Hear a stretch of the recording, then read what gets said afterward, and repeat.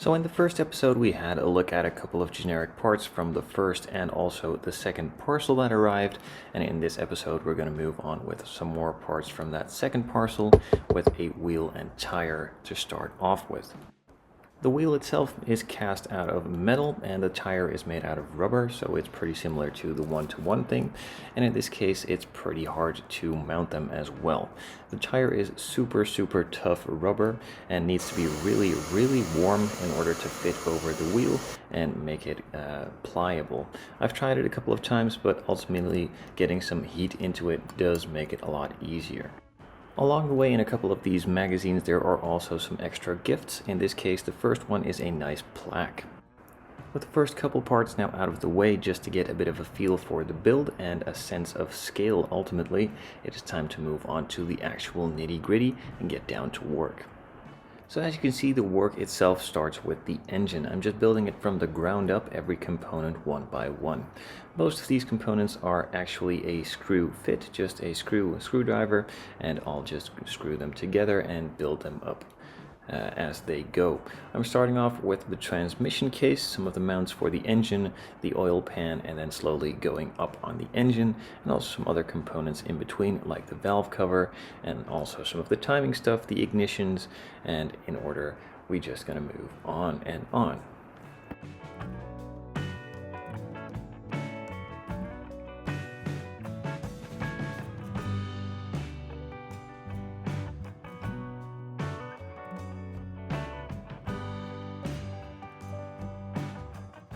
In the introduction video of this build series, I quickly mentioned that I did plan on modifying the model here and there, but wasn't really sure what I was going to be doing. So what I've found so far is that the engine is extremely detailed, and it doesn't really need any additional details, as pretty much all of the wires, clamps, hoses have been taken care of. Now I could decide just to paint a couple parts, maybe add a little bit of weathering here and there, but as far as it comes right now, I'm not really going to be doing that, as it does look nice and clean and gives a really showroom look. Now I could decide to weather it in the end after the entire model has been assembled and fully completed. I could then easily just remove a couple of the parts, disassemble some of the pieces, and start the weathering process then. But though I do have to warn you, I'm not going to make this car any muddier than you would like to see it. Just a bit of weathering on the engine side maybe, and some of the chassis. The top section will just be nice and clean and kept as it is pretty much. So as far as modifications go to the engine, I'm not really going to be doing anything. Maybe on the interior side I will change a couple colors here and there. I've seen the upcoming packages that I haven't really received yet, and that starts off with the interior. The floor pan and on the interior has some red carpet, which I'm not really a big fan of, but the way that it is assembled in this kit is super cool, so it is tempting just to leave it. But knowing me, I would just like to change it to an anthracite, maybe just a black, and or change the colors of the seats, but we will see. I'm not really sure how detailed the seats are yet, so that's a fun thing to be waiting for, and also just to see which pattern of material they have added to the center section of those seats. But for now I plan to change some of the interior parts, and I've also heard a couple good suggestions on 3D printing some new wheels. However, since this is pretty big of a scale, I can't really fit any of the standard wheels that I've already found. It needs to be a fully custom made 3D set. Now I can print them, but I'm not capable of 3D designing them myself just yet, so we'll just have to see what is possible there. Maybe some of you guys can help me out, but just be sure to leave me a comment down below if you are interested in one of those modifications or have any other suggestions for me to try out on this build.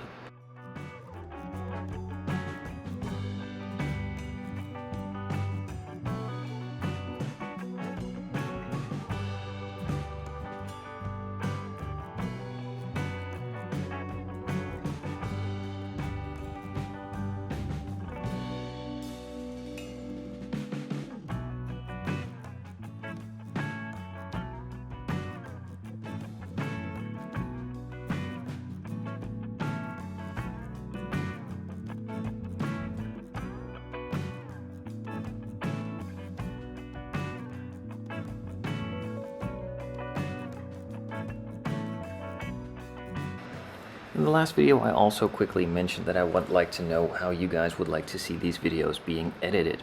I could go with a lot of a simpler style, just going over all of the packages one by one, but I'm personally not really a big fan of that, as it doesn't really show any real progress being made.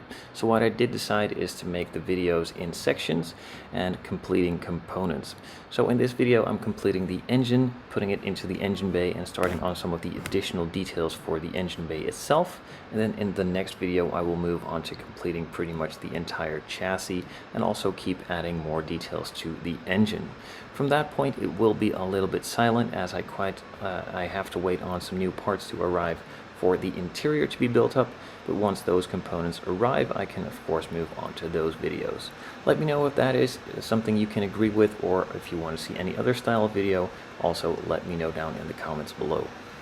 If you, however, are interested in a more in-depth and detailed video series on this specific model, I will leave links down in the description below to the IXO Collections YouTube channel, where they do in-depth videos of every single month of subscription that arrives. There are also links to their website, of course, if you are interested in purchasing one of these for yourself, or of course just to see what they are up to and which upcoming projects they are releasing.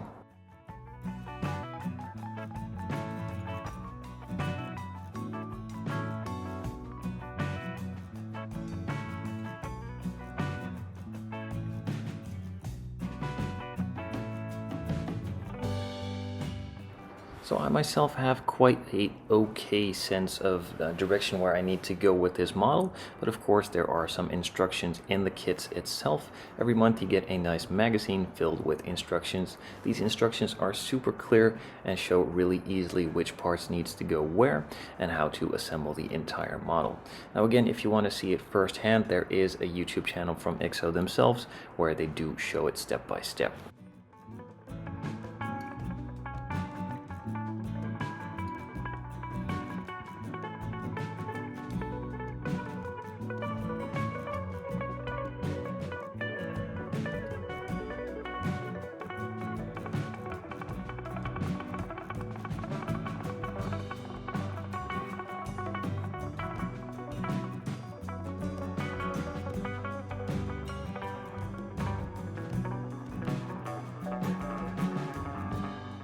A couple more parts needed to be screwed together, some hoses needed to be put on, and the parts can be put in place.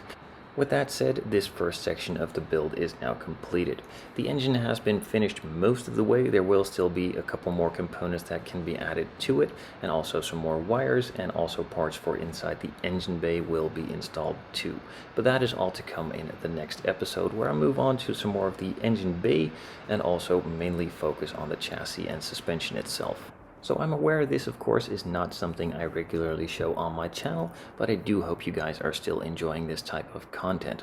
There is still a lot more to come on this build, and there are some others in the works as well. So keep an eye out on the channel for these types of builds, and of course my regular scale plastic kits as well.